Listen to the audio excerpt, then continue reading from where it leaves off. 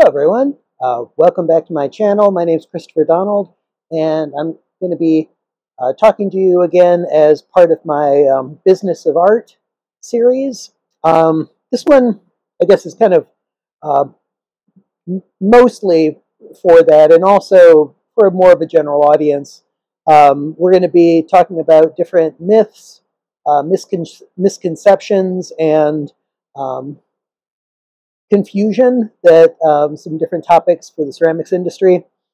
Some of these are things that I hear pretty frequently, and so we're going to talk about some of these issues and what makes some of them myths, basically. I'm going to be slaughtering some sacred cows. There's your trigger warning for if you have some of these could be long held beliefs, and I'm going to cut them down. My opinion on these is coming from having been formally trained in ceramics. I have my Bachelor of Fine Arts degree in ceramics.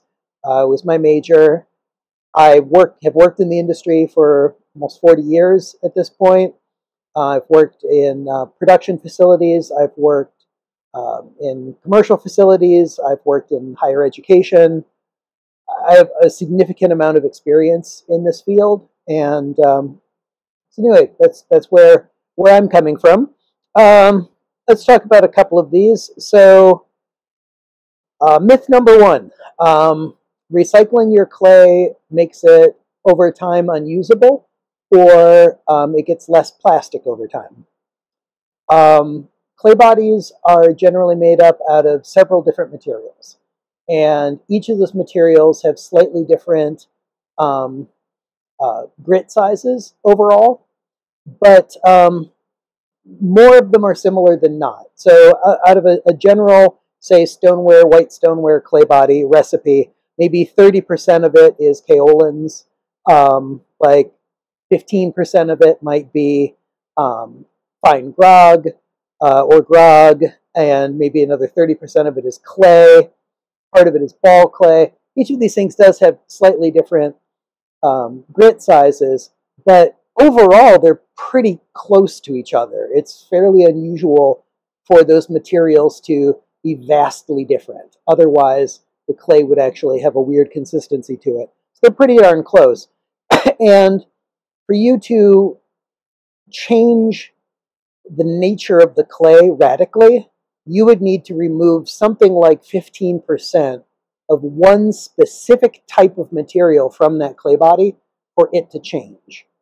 And one of the materials that you would be removing would be kaolins, which actually are not what make clay plastic. It's the ball clay and sometimes the fire clay and that make it more plastic. So you're not removing the thing that makes it flexible. You're removing the thing that makes it less flexible. So even if over use you were able to remove 15% of your clay, and it was consistently only one or two materials in a clay body that has 4 to 8 different things in it, even if you did that, the clay would become more flexible, not less flexible. I have never experienced this phenomenon that I've heard people talk about. I have always recycled my clay, and generally, if you're fairly good about not putting all your wet clay down the drain or throwing it away, I don't know where most of it would go if you're just putting it right back into the mix. And in production, we were routinely, constantly recycling clay. We never ran into any issues. Either stoneware clay or earthenware clay, either low fire clay or high fire clay. So this is not a phenomenon I've ever seen anywhere. If anything, recycling clay makes your clay more plastic over time because, as I said, the thing that you're more likely removing is the thing that makes it less plastic. And aging clay, the process of letting mold actually grow inside the wet clay, makes your clay more workable. So that's why people will add wet clay scrap to their fresh mixed clay. It's almost like a sourdough starter. You want something to help make your clay more flexible in the long run. The only reason I can think of people maybe thinking that this is a thing is that they're in fact recycling clay, but not ever wedging it up or mixing it to the point where it would be in the exact same state that it was when they bought a fresh bag. We would do recycled clay and we'd put it right back through a pug mill, and it came out as good, if not better, than the original clay every time. But we were using the same process. So if you were just recycling it on your own and then trying to wedge it, maybe it's feeling more short because you're not really making it homogeneous and you don't have the right amount of water in it, but you have not physically changed the qualities of your clay. That's not something that I think most people are capable of doing. If we couldn't do it making 600 pieces a week, then you probably cannot do it making a couple of pieces a week or a few dozen a month. I don't see that it's really physically possible. And it really just doesn't have anything to do with the actual nature of clay and how it works. Myth number 2, opening your kiln too soon when you're doing glazing causes crazing, causes cracks in the glaze. So there are multiple processes that involve you opening a kiln while it's quite hot. Raku firing is one of them. Another one is fuming the kiln. And neither of those inherently cause cracking. So what causes crazing in a glaze is generally that, and most glazes have some kind of crazing in them. Often you just can't see it. But I would say probably 90% of glazes have some kind of crazing. Crazing is a fit difference. So the glaze is shrinking slightly different from the clay body, and so it crazes. Or it's just crazing sort of naturally as it's cooling, but it's not fast cooling that's causing that. If I have a glaze kiln, let's say an electric glaze kiln, and I wait until it no longer has color, the glaze is no longer reacting, it's no longer forming crystals, and all of the heat is inside, you cannot pull enough cold air into a 900 degree or 800 degree kiln for it to have any measurable effect on the interior of that kiln. Unless, even if you were in a freezer, you were a deep freezer, you still couldn't pull in enough cold air to make any difference to the inside temperature of that kiln. So that's really not going to make any difference. If you have a kiln that's around 500 degrees and you crack the kiln, or you take the peeps out, again, it's not going to make any difference. You're at oven temperature. Can you open your oven without your pie dish exploding? Absolutely. It's not going to do anything. Can you even take your hot pie dish out of the oven and just put it on the top, on the stove top, to let it finish cooling? Absolutely. Ceramics and glass don't respond at those lower temperatures. We think of 500 degrees as hot, but it's not hot for ceramics. It's a very low temperature to ceramics or glass. Related to that myth, opening your kiln too soon causes your pots to crack. So again, for bisque kilns, we'll start with bisque. So for a bisque kiln, you're talking about something which isn't fully vitrified by the process. It's hardened, but it's not glass-like at that point. It still has a lot of, it still has air in it. It still is a little bit porous. And that allows it to handle thermal shock really effectively, actually. So with a bisque kiln, once it hit temperature, we would pull all the peeps. Once it got to 600 degrees, we would crack the lid an inch or two.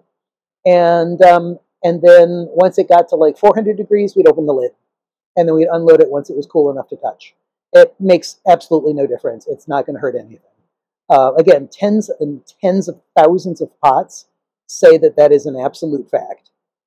Every pot we did in production, every pot I've ever done in my teaching career, every pot I've ever done in my own career, I have never seen any evidence that there's anything you can do to bisque at those temperatures that's going to harm it in any way. If it's a glaze kiln, again, we would, at the end, once it reached firing temperature, or its final temperature, we would actually make sure all the peeps were in to kind of slow it. Generally, we always would put in a soak because most glazes like at least a 10-minute soak at temperature. Electric kilns crash cool. It's a toaster. So if you allow it to crash cool, you're going to get pitting and problems in the surface of your glazes because the volatile materials within the clay body are trying to outgas at that temperature. You find this much more at low temp, at like cone 05, all the way up to like mid temp, like cone 6. At high temp, most of that volatile nature happens earlier in the firing. By the time you get to cone 10, it's all done. So you don't get the same kind of problem with pitting glazes at cone 10. But at cone 6, you can get quite a bit of problem with that. So we would actually make sure all the peeps were in after it had had its 10-minute soak. And then we would leave it shut down, leave it closed up until it was no longer glowing. And then we would take out half the peeps. Then again, at like 600 degrees, pull the rest of the peeps, crack the lid, everything's going to be fine. All right. Next myth. Air bubbles in your clay cause it to explode. No. Well, we'll make it a whole different myth, but no. Basically, small air bubbles in your clay are not going to make it explode. Even large air bubbles in your clay are not going to make it explode. What will make your pieces explode is improper bisque firing, or them being placed in the wrong part of the kiln and it being fired too quickly, or them not being allowed to dry long enough and then being improperly bisque fired and blown up. So I would always have to tell my art education students, when you blow pots up in a kiln, it's your fault. It is not the student's fault. A related myth. Your clay being too thick causes it to blow up. No. Your clay being improperly bisque fired because it wasn't bisqued slow enough for the wall thickness, that's what blew it up. They can fire bricks. Bricks are a lot thicker than anything you're going to make, and they don't all explode. So it's not a science problem, it's a operator problem. Sorry. For all the people who've blown up pots, it was your fault. It was not your student's fault. It's not the fault that the pots were too thick. You just didn't fire your kiln right. So you need to go back to basics, learn how to fire the kiln correctly and safely for the group of work that you're firing. All right, next myth.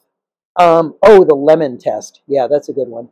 So why is it that we consider some glazes not food safe?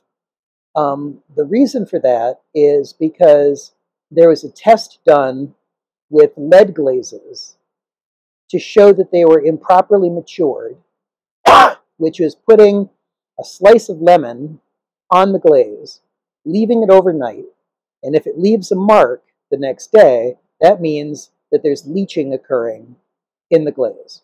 This is not in any way a scientific process. It's a lemon. So, ways this doesn't work. If it's a clear glaze or a light-colored glaze, it's not going to do anything for the most part. This test also worked on some things that were glazed with barium. And so the logic was that, well, if it's true, which it isn't necessarily, that when you do this with lead, that it means it's leaching, then if you do it on barium or lithium, and it does that, it leaves a mark, then that means that barium and lithium are also not food-safe glazes. We have never done hardcore scientific testing on this. Lead they did. Barium and lithium they have not. So there is not hard science to back this assertion up. And even if there was, what you're talking about as far as not being food safe is that were you to leave an acidic material in direct contact with this glaze for 24 hours, it may or may not leach something into the food, which you would then consume, which may or may not be something dangerous, and may or may not be at an amount high enough to cause you harm. None of which we know, none of which has been tested. What I tell people is if you want to err on the side of being safe, don't use those glazes and the insides of things into which you might put acidic foods or drink and leave them for 24 hours and then drink them or eat them. So that would be like a serving dish that you might put a tomato dish in, or a pitcher that you might use for lemonade. Something like that is probably a no-go if you're trying to be conservatively safe about it. Lead glazes are not inherently unsafe. That is another myth. There are plenty of places that still use lead glazes. In this country, we are required to do frequent testing and to make sure that the pieces are safe, that the lead has been neutralized, has been fully encapsulated into glass, or has vanished as part of the firing process, so that it's no longer active in the glaze after it's fired. In the United States, we have testing to basically make sure that that's going on. In some other countries, they don't. In some other countries, they don't fire lead glazes high enough for the glazes to fully mature, and so when you test them, there is still active lead in the glaze. But we are not one of those countries. So could you use lead glazes and yourself, as a non-commercial entity, misfire them so that they are not food safe? Yes, you could do that. But in general, it is not simply that something is a lead glaze that makes it unsafe. It's that it has been improperly fired that makes it unsafe. Okay, so yeah, the lemon test. The lemon. Another myth. The 3-second rule. You should dip your pieces into your glaze for 3 seconds, and that will give you a proper glaze thickness. With water-based glazes that are formulated for dipping and pouring, they rely on the porosity of your bisque, how porous it is, how thick the wall is, and how long that you dip it for. Those are all equally important. If I bisque fire something a cone higher, I will now need to leave it in the liquid longer for it to absorb the same amount of water as at something that was bisqued at a lower temperature. If I have something that has a very thin wall, it will get saturated with water quicker than something with a thick wall. The thick-walled piece, dipped for 3 seconds, will have a thicker glaze on it than the thin-walled piece, dipped for 3 seconds. 3-second rule has absolutely nothing to do with what your glaze thickness is going to be like. If you need a measure to keep track of what you've done in order to reproduce glaze results later, you want to use the scratch test. I have a separate video on the scratch test. The scratch test is always going to be accurate. So that's the test that I use when I'm in a new studio and I don't know what temperature they're bisque firing at, and I don't know how liquidy their glazes are. I'll use a test tile, I'll check the glaze, I'll do a scratch test and get some feel for how long I'm going to need to dip my pieces into that glaze with bisque at that temperature in order to get the thickness that I'm looking for. A 3-second general across-the-board rule doesn't ever work for everything. All right, another myth. This is a funny one. You must score and slip things when you put them together. Weirdly, no. People who use porcelain, you can actually just use vinegar and stick things together with just painting on a little bit of vinegar, and they stick real good, even better than slipping and scoring, frankly. If you're working with stuff that's really, really wet, then you might not really need to even slip and score. You might just be able to push them together. If I've just thrown something and I'm adding clay to it, I usually won't slip and score at all, if I'm just adding another wet piece of clay to wet clay. If you're scoring, you can just use water, and the water will create slip where you scratch it. So even with something that is a little bit more dry, you don't necessarily have to use a mixed up slip when you're putting pieces together. Next myth, frozen clay is ruined. Frozen clay, I mean, it's clay. It's dirt. Dirt freezes all the time.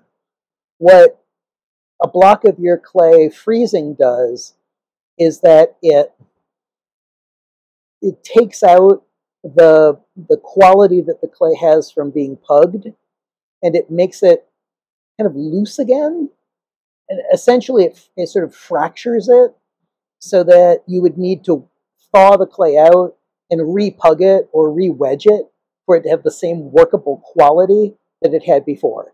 The other thing that it will do is it often will kill the mold that was in your clay that was helping to make it more plastic. And so if your clay had been aged and you let it freeze, freezing does the same thing as letting it dry out all the way. It eliminates that mold that stays in the wet clay. So sometimes that will make it less plastic, and you think that it was the freezing process that like somehow ruined the clay, but it didn't. It just kind of reset your clay so that it doesn't have any of the advantages of having been aged anymore. It just kind of starts over. Next myth, frozen glaze is ruined. No. Sometimes freezing a glaze will cause things that are in it to crystallize or kind of get distributed weirdly. Just thaw it out and run it through a screen again, and it's fine.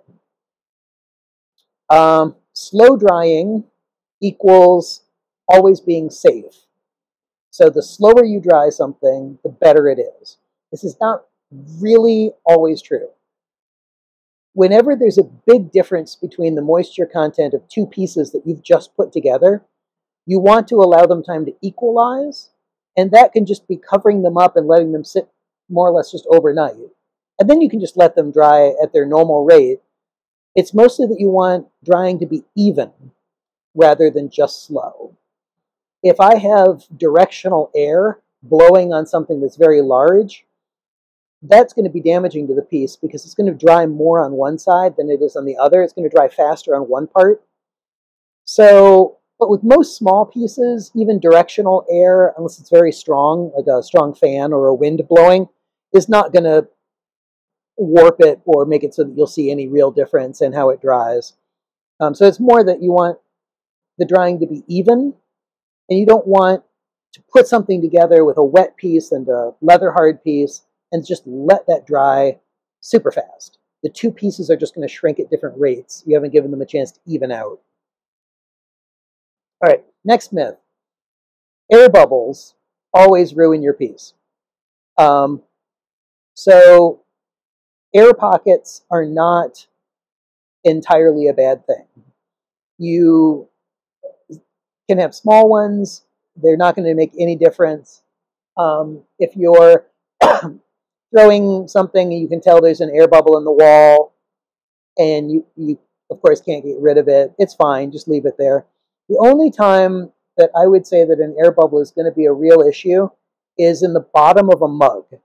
So if there's a thin spot in the bottom of a mug, and it's a container that I have a tendency to drop a spoon into, if it's thin enough, dropping a spoon in might break that very thin bubble of clay, and then there's little sharp shards. I have run into that before. I've actually had that happen to a mug that I had. But that's the only time when I think of air bubbles as being somehow like a functionally totally negative thing. So it's going to give you real problems. All right, welcome back. I'm sorry there had to be a little bit of a cut here. The audio cut out on my video, and so I'm going to just pick up where I think it left off. The next myth I wanted to talk about is that glaze coatings prevent your piece from leaking, that they make it waterproof. So glazes do not necessarily make your piece 100% waterproof. Best example of that would be earthenware, where even when it's properly glazed, fired to its proper temperature, earthenware is not 100% vitreous. It is, the clay body itself has not reached a temperature at which the clay is waterproof on its own. And if that's not true, then the glaze over it will also not provide enough of a coating that it will be 100% waterproof. Be water resistant. You can, but I can take an earthenware mug, leave it on a napkin full of water, and then come back an hour or so later, and the napkin will be damp because it can't absorb some of the moisture from my drink. So it's the combination of firing your clay body to a high enough temperature that it is vitrified and putting a glaze on it which fully matures at that same temperature. It will make your piece the most waterproof. All clay bodies have a firing range, so often you'll be using a clay which will mature from cone 6 to cone 10. If you fire to cone 6, it is not fully mature. It is not fully vitreous at cone 6. It is fully mature at cone 10. That's the top of its range. So is this mostly important? Generally, the main point when this really comes up isn't as much about durability. Durability and being 100% waterproof are not the same thing. The durability part would be, I'm making planters that are going to be outdoors. Are they going to be frost-proof? If I make earthenware or terracotta, they are probably not going to be frost-proof because the clay itself is not 100% vitrified. So it can absorb some moisture, which means that when the moisture in the clay freezes, it can break up the clay. So that would be one of the main problems is freezing and thawing. So you'd have that issue for, say, like bricks. You would have it for tile. You would have it for outdoor planters. It's the main thing. All right, mold. Mold in your clay. Mold in your kiln wash. Mold in your stuff. Is mold in ceramics 100% always going to be a bad thing? No. Sometimes it's gross. I'll give you that. If you're making porcelain, like when we would mix porcelain in college, we would often add a beer to it or some flour, white flour, and it allows mold to grow in the porcelain really fast. It gives it food to feed on. And the mold in clay goes a long way to making the clay plastic. So that stickiness, that ability for it to be flexible, is an organic property, not an inorganic property. And aging clay, the process of letting it sit wet and stored for some length of time to become more plastic, is an organic process. We're letting it sit and age so that the mold can grow in the clay so it can become more flexible and easier to use. That's why we're doing it. Sometimes that mold can also smell. In the case of what I did to people in college, that is definitely the case. I feel bad about that in hindsight, but it was some stinky clay. If it's something like kiln wash, where you don't need the property of the mold to help with flexibility or plasticity, you can just add a little bit of bleach to your kiln wash. You could heat it up. You basically boil it and kill the mold that's in it, and that would get rid of the smell. So either one of those would get rid of it for you. So you can always keep that in mind. But it's not like black mold, like what you might find, from a leak in your basement or something, where it can be a health problem. It's a different kind of mold. All right, and the last myth is, this was a long one too, it's too bad I cut this one out, that moving air in your studio in a commercial ceramic space is a bad thing. You can refer to OSHA standards on this. It is not. In fact, the opposite is often true, that you're required to have a certain percentage of changeover in the volume of air within a commercial working space. So the standard is generally 3 to 5 air exchanges an hour. And that is partly what helps make the atmosphere safer. It is not a lack of air moving that is going to make you safe.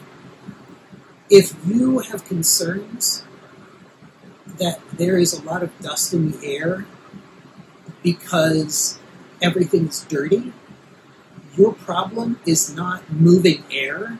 Your problem is you need to clean. In a commercial ceramic space, we do not have filthy floors. Our floors are clean. Our work surfaces are clean.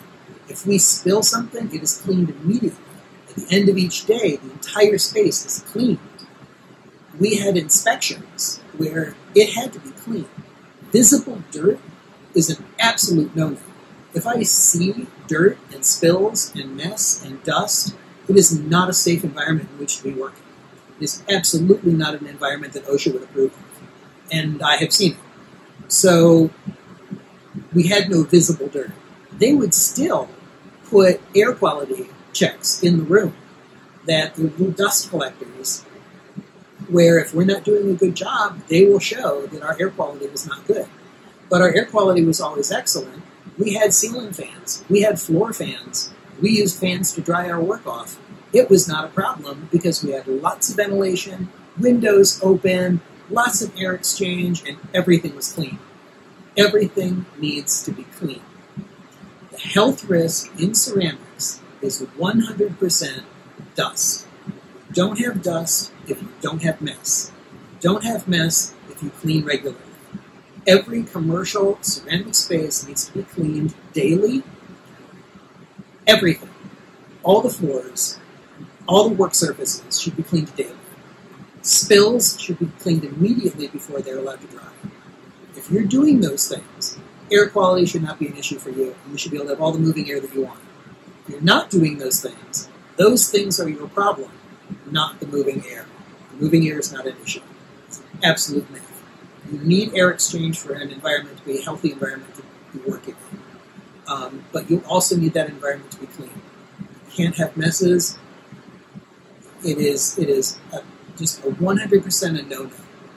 I see it most often in people's personal studio spaces. My recommendation is that if you don't feel like you can keep things clean, whenever you can, work outdoors. Work out on your porch. Work in a space where you can hose it down at the end of the day. Don't enclose yourself in a little basement room if you're going to be filthy about it. An air filter is going to do nothing at all. Air filters are there to take out the little amount of dust that's left after we have cleaned everything every day, all the time, and have been good about that. They then remove that tiny amount that you can't account for. The amount of dust that gets into the air when you move something on a kiln shelf and a small amount of alumina dust goes airborne. That's what air filters and air exchangers are for.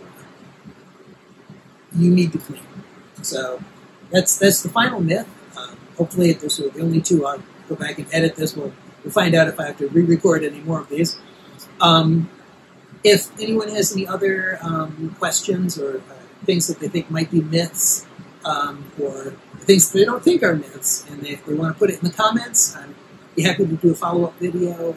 We can slaughter some more cows later if there's more to talk about. Those are the major ones that I've run into kind of repeatedly over the years, and I figured they're worth addressing, especially so that people who are new to this industry, you don't form unnecessary or ridiculous habits, and put your energy into the things which really, really matter. And we'll just leave with the number one thing in ceramics is cleanliness. You must keep things clean. End of story. It is your number one health risk. So, thanks for joining me. Be sure to subscribe if you want to be alerted to future videos, and I'll see you back here again soon. Take care. Bye.